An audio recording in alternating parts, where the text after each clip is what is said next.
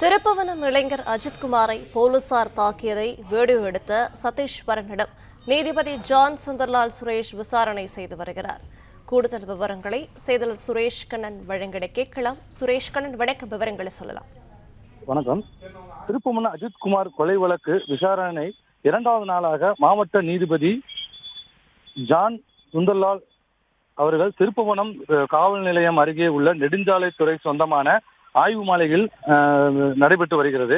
இது நேற்று முதல் நாள் விசாரணை தொடர்ந்து இரவு 11 மணி வரை நடந்தது. இந்நிலையில் முதல் நாளான நேற்று திருப்புவனம் ஏடிசி சுகுமார், திருப்புவனம் ஆய்வாளர் ரமேஷ்குமார் உள்ளிட்டோர் மீது முதல்கட்ட விசாரணை நடைபெற்றது. அதனைத் தொடர்ந்து இன்று காலை அதிகாலையிலேயே ஒரு 8 மணி அளவில் நீதிபதி விசாரணையை தொடங்கினார். அதில் முதல்கட்டமாக இன்று